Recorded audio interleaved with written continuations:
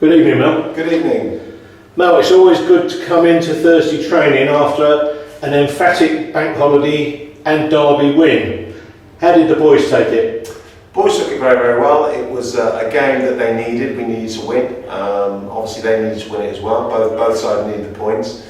And yeah, the lads responded well to it. I thought they played exceptionally well. They thoroughly enjoyed their sort of celebrations afterwards, and are in very, very good spirits. And there were some good goals scored as well.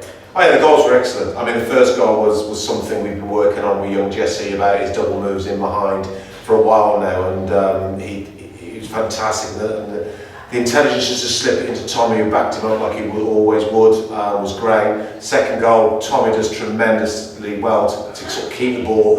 It's bobbling around, bouncing on that pitch, and he struggles, but he keeps it, and then under pressure from two defenders. And gets a great pass into a great run on Sam, and Sam's finish is great. You know, I mean, I said on Saturday, defenders will show you once you're lesser foot, but when you're that close to goal, you just got to take the space and get your shot off, which is what he did. The third goal was again something we work on in training, about the space we try and create for our players on the edge of the set pieces, if you like, to get on the ball if it's onto, and they did. And Freddie struck it beautifully into the top corner. It was a wonderful goal. The video shows Freddie ghosting into acres of space. And then the space was crazy because Sam ran into the box and took his marker with him, and he just fills the space Sam leaves. I mean, it's not rocket science.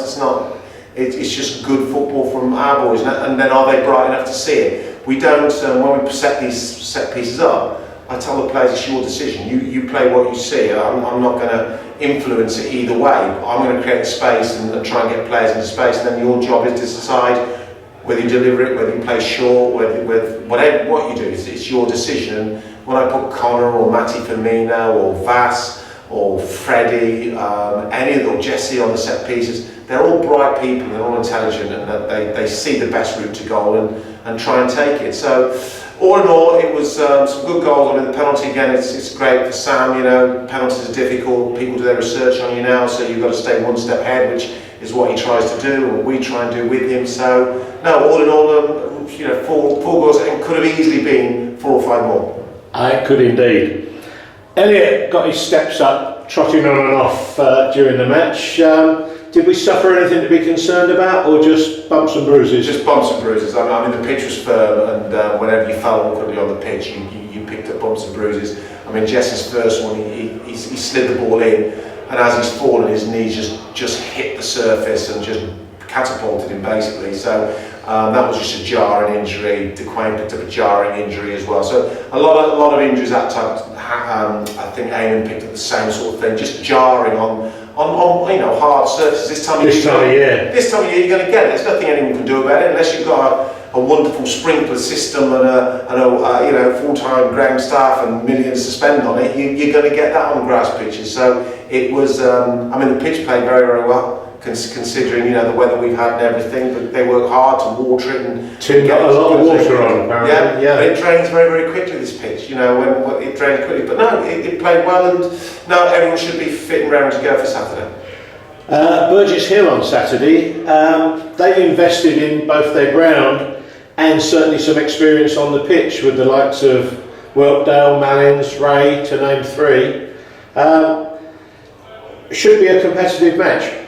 Yeah, it will be. They're a good team. They're a very good football team. Pass the ball well, know their route to goal. Everyone buys into the way they play. They are a very, very good side, and I've watched 2 or 3 of their games, how they play, and yeah, they're a good side, well coached, well organised, and like you say, some very experienced players.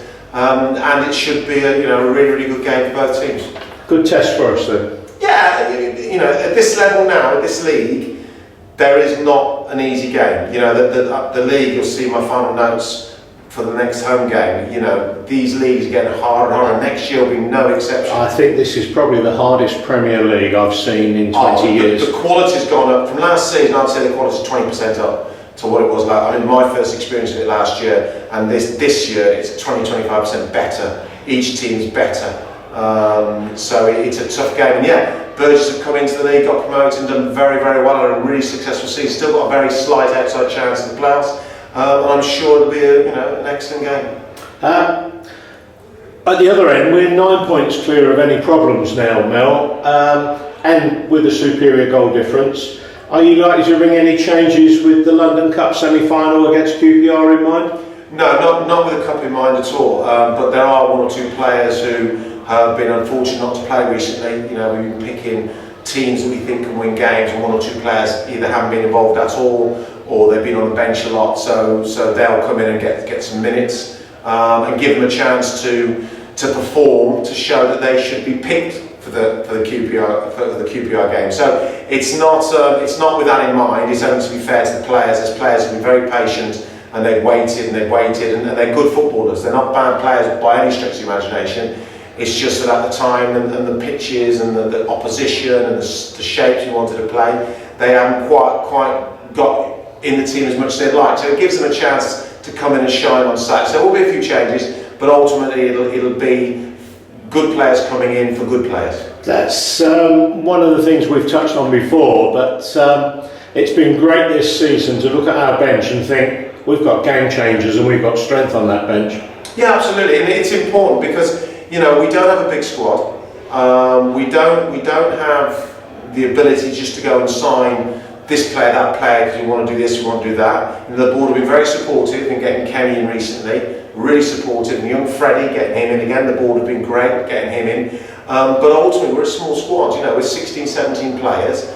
And you need to have, it's very easy to have an 11 and then also Rams on the bench. We don't have that. We have 16. Any one of them could play and come on Saturday and do a really good job for you. And it's like anything, it's competitive. And 1 month, one player's doing very, very well, and someone else is having a bit of a bad time. Then suddenly he's doing well, and you're having a bit of a bad time. It's just the way it is, and it's competitive, and that's how it should be. You know, Arthur's a classic. Started the season really, really well. Picked up an injury, 4 or 5 weeks out. Struggled to get back in the team, but the last couple of months has come back in and done exceptionally well. And he was patient, worked hard, and has got his desserts. It's Thursday night, Mel. It's video time. Absolutely. We'll let you go and show us how you're going to take Burgess Hill apart. Thanks very much. Thank you. Cheers.